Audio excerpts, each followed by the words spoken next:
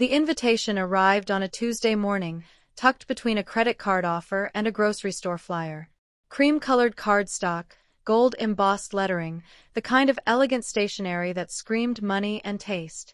I stared at it for a full minute before my brain processed what I was seeing. Marcus Henderson and Sienna Blackwell request the pleasure of your company at their wedding celebration. My hands trembled as I held the paper. Marcus, my ex-husband of exactly 63 days. And Sienna, the woman he swore was just a colleague, just a friend, just someone I was being paranoid about. The woman I'd caught him texting at 2 in the morning. The woman whose perfume I'd smelled on his shirts. The woman he'd gaslit me about for 18 months before I finally found the hotel receipts. I should have thrown the invitation away. I should have burned it, shredded it, or used it to line my cat's litter box.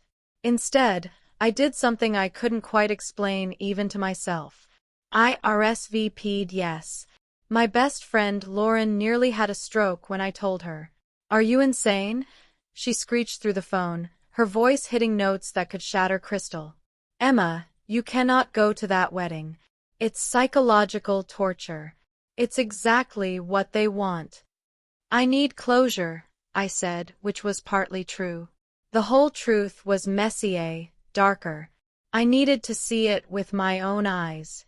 I needed to watch Marcus promise forever to someone else just weeks after promising me he'd changed, that he wanted to work on our marriage, that therapy could fix us.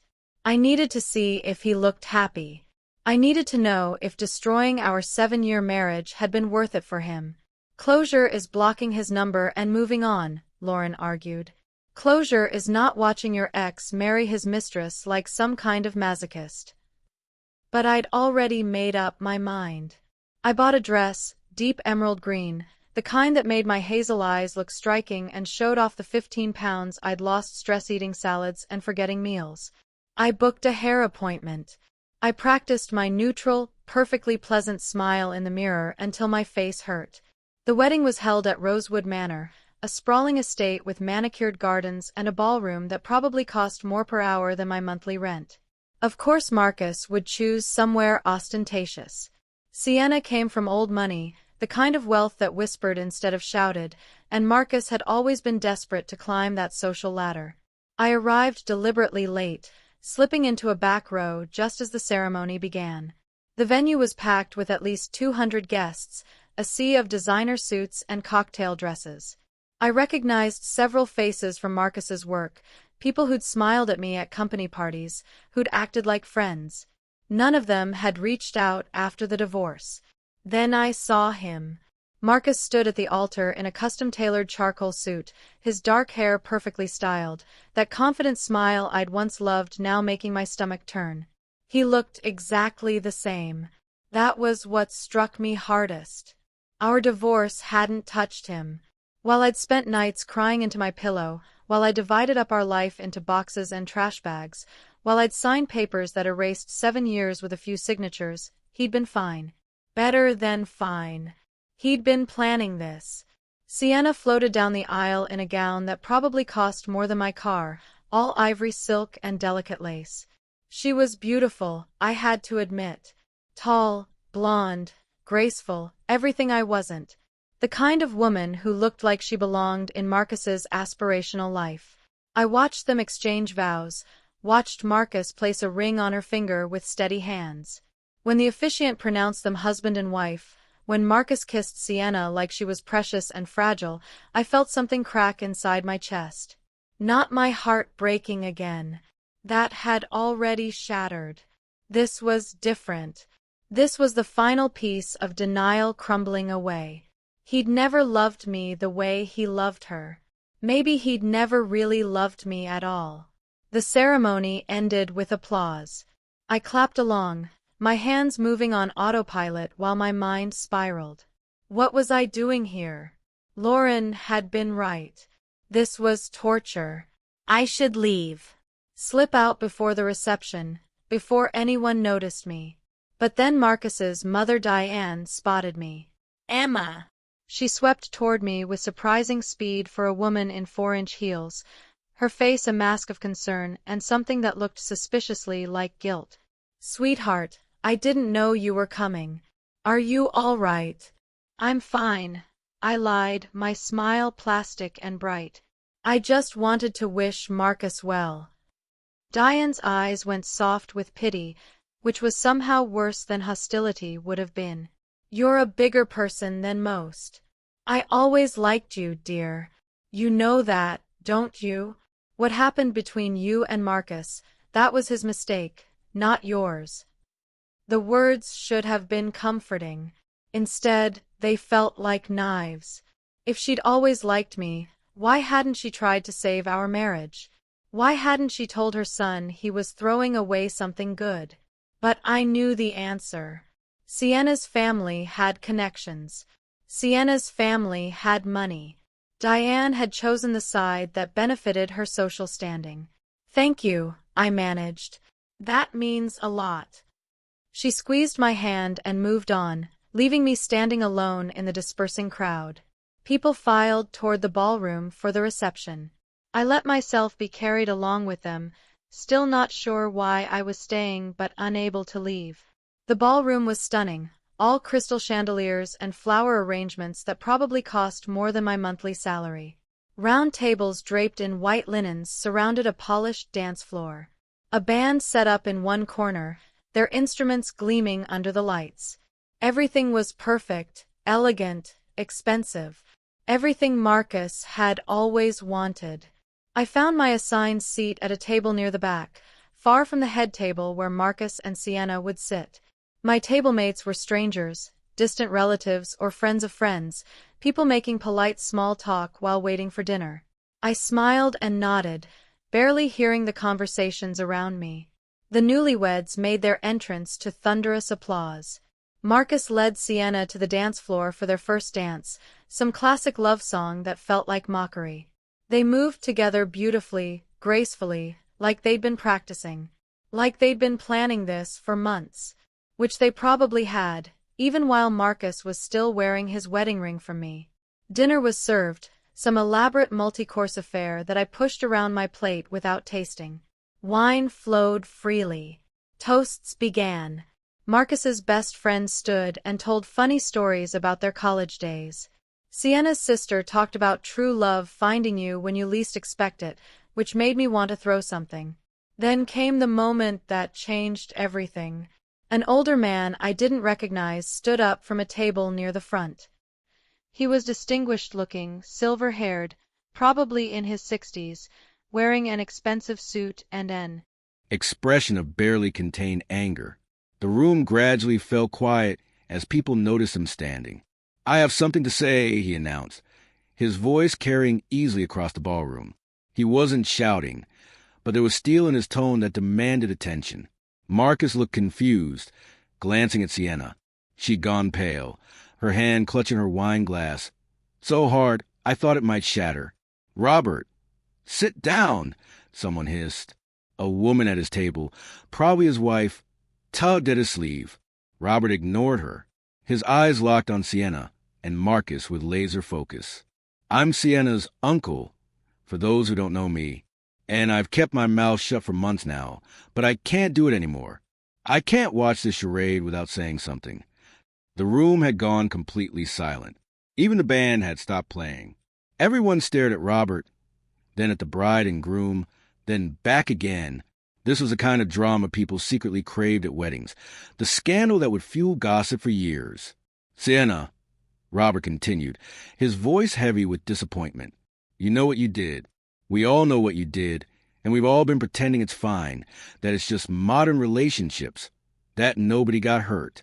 But someone did get hurt." He turned his gaze to Marcus, and there was something close to pity in his expression. "Son, you seem like a decent enough man, despite the fact that you cheated on your wife. But you should know what you're getting into. You should know who you just married." "Robert, that's enough." Sienna's mother stood up, her face flushed. "This is completely inappropriate." "Security." "Let him speak," Marcus said quietly. He'd gone very still, his lawyer instincts clearly triggered. "What are you talking about?" Robert pulled out his phone. 3 weeks ago, I was in Chicago for business. I stayed at the Palmer House Hotel. And guess who I saw in the lobby bar? Very cozy with a man who definitely wasn't you. Sienna stood up so fast her chair tipped backward. You're lying. You're a bitter old man who's always hated me, because I wouldn't go into the family business. Am I? Robert's fingers swiped across his phone screen. Because I have photos. Time-stamped photos. From 3 weeks ago, which, if my math is correct, was right around the time Marcus here was finalizing his divorce. The silence that followed was suffocating. You could have heard a pin drop in that massive ballroom. 200 guests held their collective breath.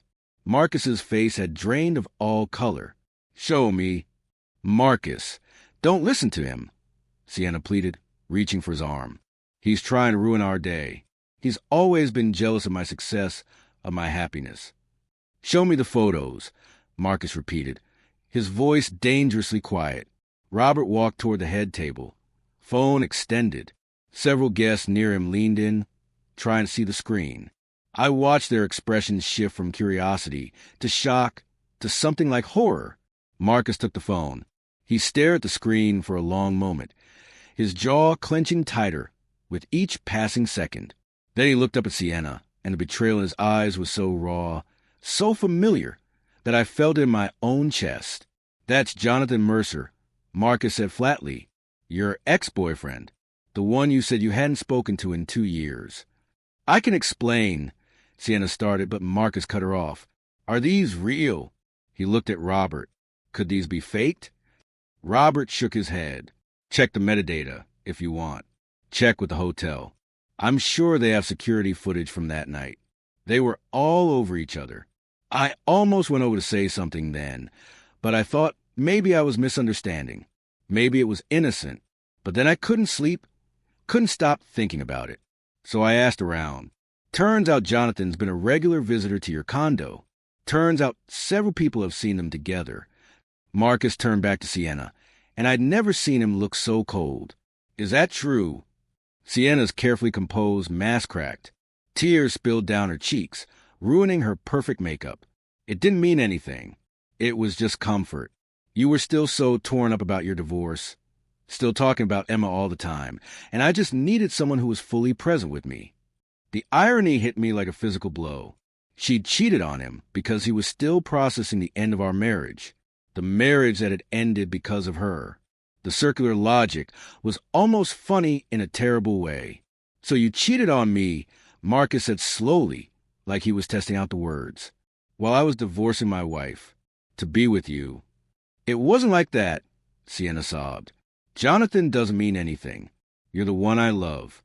You're the one I married. Did you sleep with him? Marcus asked. The question hung in the air. Sienna's silence was answer enough. Marcus laughed then, a harsh, broken sound that made several guests flinch. I destroyed my marriage for you. I lost my wife, my home, half my friends, my self-respect.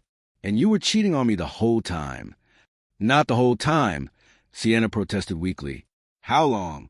Marcus demanded. Does it matter? How long? Sienna wrapped her arms around herself, suddenly looking small in her expensive wedding gown. 6 months. On and off. But I ended it. I chose you. That's why I'm here, why I married you. Marcus set Robert's phone down on the table with exaggerated care, like he was afraid of what he'd do if he moved too quickly. When he spoke again, his voice was eerily calm. You chose me. How generous. How fortunate I am that you decided I was the better option after comparing us side by side for half a year. Marcus, please. Sienna reached for him again, but he stepped back like her touch was poison. I need to think, he said. I need to not be here. He walked out, just turned and left his own wedding reception, his brand new wife sobbing at the head table, 200 guests staring in stunned silence. The heavy doors closed behind him with a definitive thud. For several seconds, nobody moved. Then the whisper started, a rising tide of shocked gossip. Sienna's mother rushed to her daughter's side. Robert returned to his table with the satisfied air of a man who'd done his duty. Consequences be damned. The band made a tentative attempt to start playing again, but the song died halfway through when they realized nobody was listening. I sat frozen in my chair, my brain struggling to process what I just witnessed. Marcus had been cheated on. The man who destroyed our marriage by cheating on me had been cheated on in return. The symmetry was almost poetic. The universe had delivered karma faster than I could have imagined. But instead of the satisfaction I'd expected to feel, I felt hollow, empty, because this didn't fix anything. It didn't undo the damage to my life. It didn't give me back the years I'd invested in a man who'd never truly valued me. It just meant we'd both been fools. I grabbed my clutch and stood to leave. This was my cue to exit, to escape this disaster before things got worse. But as I reached the ballroom doors, Sienna's voice stopped me. "Emma." I turned reluctantly. Sienna had broken away from her mother and was stumbling toward me, tears streaming down her face, her veil askew. She looked nothing like the polished, confident woman who'd walked down the aisle an hour earlier. "Emma, you have to help me," she begged, grabbing my hands. "You know Marcus. You know how he thinks. Tell me how to fix this. Tell me what to say to make him understand." The audacity took my breath away. "You want my help? You want me to help you save your marriage to my ex-husband? The man you had an affair with while he was still married to me? Please." Fresh sobs shook her shoulders. "I love him. I know you don't believe me. But I do. I made a mistake. One mistake. Don't you think everyone deserves a second chance?" The laugh that escaped me was bitter and harsh. "A second chance? Sienna, you didn't make one mistake. You made a calculated series of choices over 6 months. You chose to start something with Jonathan. You chose to keep seeing him. You chose to continue your affair while planning your wedding, while watching Marcus destroy his marriage for you. Those weren't mistakes. That was who you are. You're enjoying this," Sienna accused, her tears stopping abruptly. "You're happy this is happening." "I'm not happy," I said honestly. "I'm not anything. I'm just tired. Tired of being the collateral damage in your relationship. Tired of being the ex-wife people pity. Tired of caring what happens to either of you." "Then why did you come?" Sienna demanded. "Why show up if you don't care?" It was a fair question. I'd been asking myself the same thing since I opened the invitation. I came for closure. I admitted. I came to prove to myself that I could watch Marcus move on and survive it. I came to stop wondering if he was happy, if leaving me was the right choice for him, if you two were perfect together. I guess I got my answer. I pulled my hands free from Sienna's grip and walked away. This time nobody stopped me. The parking lot was dark and quiet, the sounds from the ballroom muted by distance and thick walls. I leaned against my car, breathing in the cool night air, trying to settle my racing heart. The entire evening felt surreal, like something from a soap opera rather than my actual life. "Emma." I jumped. Marcus stood a few feet away, his suit jacket discarded, his tie loosened, looking more disheveled than I'd ever seen him. He must have been out here the whole time, pacing the dark while his wedding reception imploded. "I didn't know you were here," he said. "I didn't expect you to come." "I'm leaving now," I assured him, digging for my car keys. "Wait, please. I just need a minute." Against my better judgment, I waited. Maybe it was the shock of the evening. Maybe it was the ghost of who we'd once been to each other. Maybe I was just too tired to run. Marcus ran a hand through his hair, destroying what was left of its careful styling. That was karma, wasn't it? That was the universe showing me exactly what I put you through. "I'm not having this conversation with you," I said. "Not here. Not now. Not ever. I know I don't deserve your sympathy. I don't deserve anything from you. But I need you to know that I understand now. I understand what I did to you, what it felt like. And I'm so sorry, Emma. I'm so desperately sorry." The apology I'd waited months to hear finally arrived, and it felt meaningless. Too late, wrong context, prompted by his own pain rather than genuine remorse for mine. "You're not sorry you hurt me," I told him. "You're sorry that someone hurt you the same way.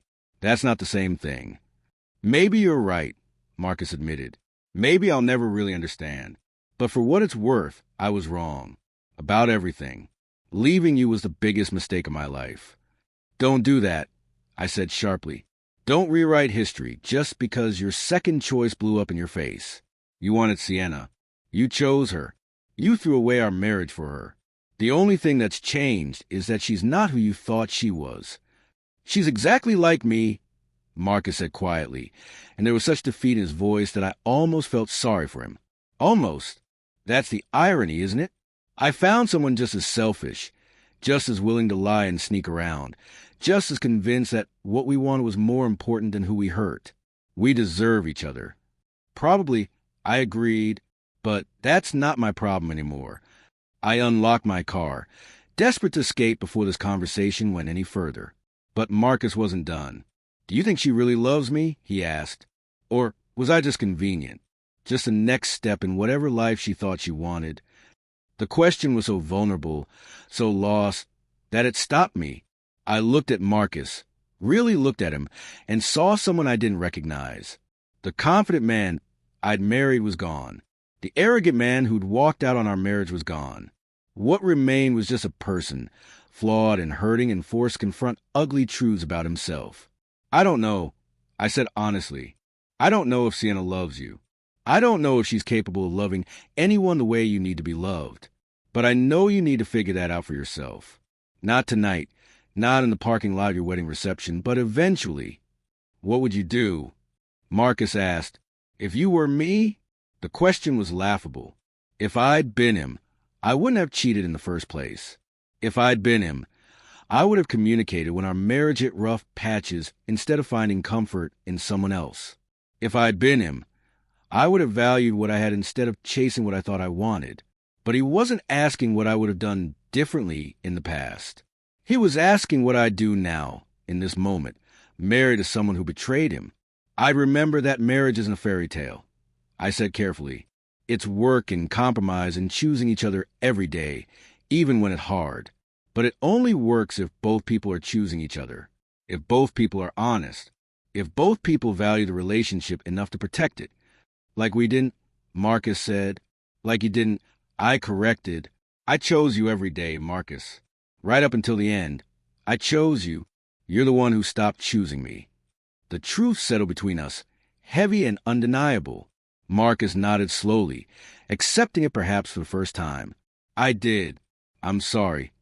This apology felt different, more real, but it still didn't change anything. "I have to go," I said, opening my car door. "I hope you figure out what you want, Marcus. I hope you find whatever it is that'll make you happy. But I can't be any part of that journey." "I know," he said. "Take care of yourself, Emma." "You too." I drove away from Rosewood Manor, watching it disappear in my rear-view mirror along with Marcus, Sienna, and that entire chapter of my life. My hands were steady on the wheel. My eyes were dry. The closure I'd been seeking hadn't come from watching their perfect wedding. It had come from watching their perfect facade crack open and reveal the mess underneath. Marcus and Sienna weren't happy. Their relationship wasn't better than what he and I had shared. They were just two people who'd hurt others to be together, only to discover they could hurt each other just as easily. There was no happily ever after waiting for them, no reward for blowing up their lives in pursuit of passion. There was just consequences and complicated feelings, and the realization that the grass isn't greener anywhere. It's just grass. I thought about calling Lauren, about telling her she'd been right about the wedding being a terrible idea. But in a strange way, she'd also been wrong. I'd needed to go. I'd needed to see Marcus's world implode. Not because it made me feel better about my own pain, but because it freed me from the wondering. I'd spent months torturing myself with images of Marcus and Sienna living some perfect life, being deliriously happy, proving that leaving me had been the right choice. Now I knew the truth. They were just as messy and flawed and human as everyone else. Marcus wasn't happier without me. He'd just traded one set of problems for another, more complicated set. And I was free. Free from the ghost of my marriage. Free from the woman I'd been when I was with Marcus. The version of myself who'd made excuses for him. Who convinced herself that his distance was just stress. That his late nights were just work. That his wandering attention was something I'd somehow caused. Free from the narrative that I hadn't been enough. Hadn't been exciting enough or sophisticated enough or whatever enough to keep him interested. Marcus hadn't left because I was lacking. He'd left because he didn't know how to be satisfied, how to appreciate what he had, how to do the hard work that real love requires. That was his failure, not mine. The drive home felt longer than usual, like I was traveling a vast distance instead of just 30 minutes across the city. When I finally pulled into my apartment complex, I sat in the car for a moment, letting the evening's events wash over me one last time. My phone buzzed. Lauren, of course. Well, how bad was it? I smiled, typing back. Worse than we could have imagined. I'll tell you everything tomorrow. But, Lauren, I'm okay. I'm actually okay. You're sure? I'm sure. For the first time in a long time, I'm sure. I went inside, kicked off the heels that had been killing me all night, and poured myself a glass of wine, not to numb anything or drown my sorrows, just to mark the occasion, to celebrate, in a quiet way, the end of one story and the beginning of whatever came next. My phone buzzed again. This time it was a text from a number I didn't recognize. Emma, this is Diane. I just wanted to reach out after tonight. I'm so sorry you had to witness that disaster. Marcus is devastated. Sienna went home to her parents. I don't know what's going to happen with them, but I wanted you to know that I always thought you were wonderful. Marcus was a fool to let you go. I hope you find someone who deserves you. I stared at the message for a long time. Part of me wanted to respond with something cutting, to remind Diane that she'd sided with Marcus during the divorce, that her support now meant nothing. But mostly I just felt tired. Tired of anger, tired of bitterness, tired of being defined by what Marcus had done to me. Thank you, Diane, I typed back. I hope Marcus finds his way. Take care. Short, polite, final. I deleted her number immediately after sending it. Whatever happened next in Marcus's life, I didn't need to know about it. His journey was no longer mine to witness. I spent the rest of the evening on my couch, my cat curled up beside me, watching mindless television and slowly releasing all the tension I'd been carrying for months. Tomorrow I'd wake up and go to work. I'd meet Lauren for brunch and tell her the whole unbelievable story. I'd continue building the life I'd started creating after the divorce, the life that was entirely mine. But tonight, I just breathed, just existed in the quiet certainty that I'd survived the worst thing I could imagine, standing in that ballroom watching Marcus marry someone else. And I'd come out the other side intact. Stronger, even. The universe had given me a gift disguised as torture. It had shown me definitively that I hadn't lost anything worth keeping. Marcus and Sienna could figure out their mess on their own. They could go to couples therapy and read relationship books and decide whether to stay married or get divorced. They could spend years untangling the lies and rebuilding trust.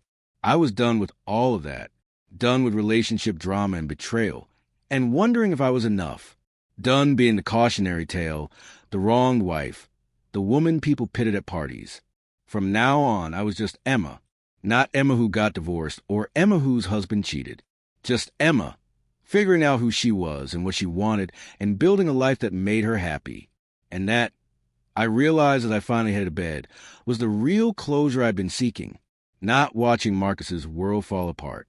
Not getting vindication or revenge. Just reclaiming myself from the wreckage of our marriage and deciding that I deserved better than anything he could have given me. I fell asleep easily that night. No tears, no anxiety, no racing thoughts about what-ifs and should-haves. Just peace. Deep, quiet, hard-won peace. The next morning, I deleted the photos I still had of Marcus on my phone. I packed away the last few items from our marriage that I'd been keeping for sentimental reasons. I made plans to redecorate my apartment, to replace the furniture we'd chosen together with pieces that were purely mine. Lauren met me for brunch as promised, and I told her everything. Her reactions were appropriately dramatic, complete with gasps and "no way." And that's insane. By the time I finished, we were both laughing, the kind of laughter that releases trauma and turns it into something manageable. So what now? Lauren asked, spearing a piece of French toast. Are you going to start dating again? Get back out there. I considered the question. Eventually, but not yet. I need time to just be me first. To figure out what I want from life that has nothing to do with relationships or men or marriage. That's healthy, Lauren approved.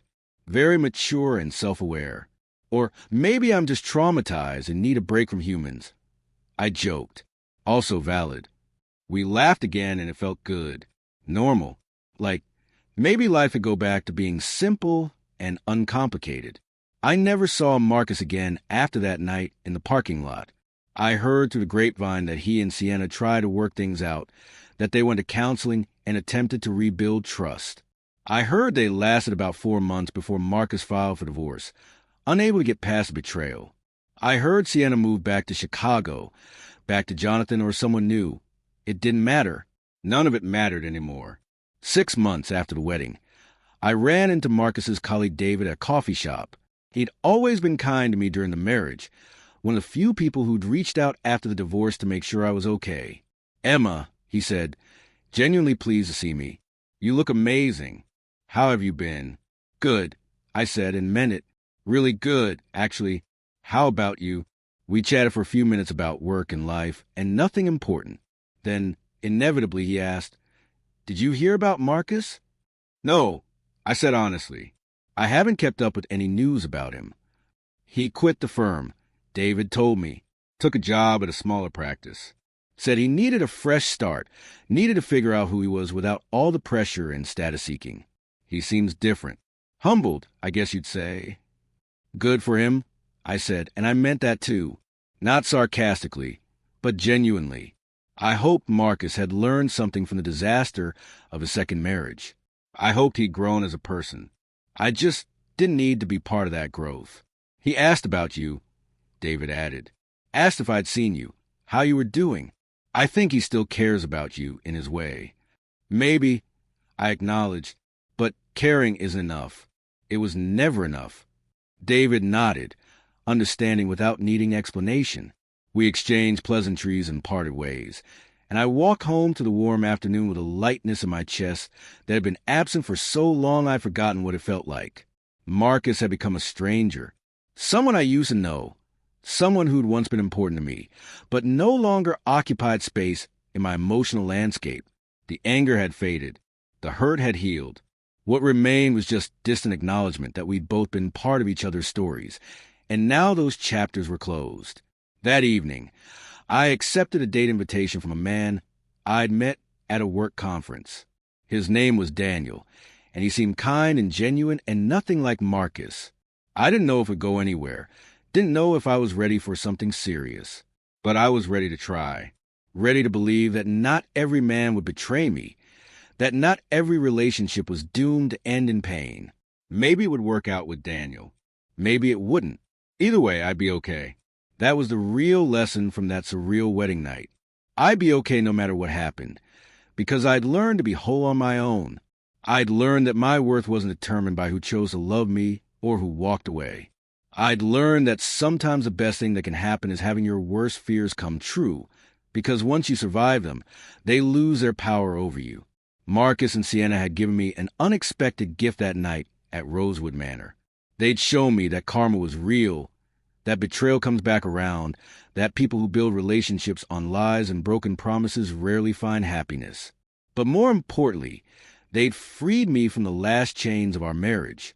I'd watched their picture-perfect wedding dissolve into chaos, and instead of feeling vindicated or satisfied, I'd felt nothing, just a distant hope that they'd both eventually find peace, wherever their separate paths led.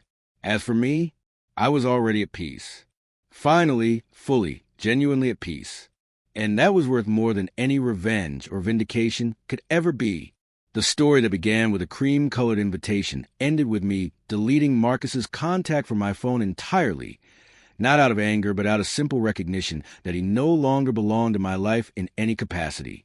It ended with me standing in my redecorated apartment, surrounded by furniture I'd chosen and art I loved, and a space that felt entirely, completely mine. It ended with me moving forward, one day at a time, building a future that had nothing to do with the past I'd left behind. And though I couldn't see exactly where that future would lead, I knew one thing with absolute certainty. It would be better than anything I'd left behind, because I was choosing it, shaping it, creating it deliberately and consciously. And unlike my marriage to Marcus, this life was built on truth, self-awareness, and the hard-won knowledge that I deserved better than settling for crumbs of attention from someone who couldn't fully commit. The wedding that was supposed to break me had actually set me free. And for that, in a strange way, I was almost grateful. Almost.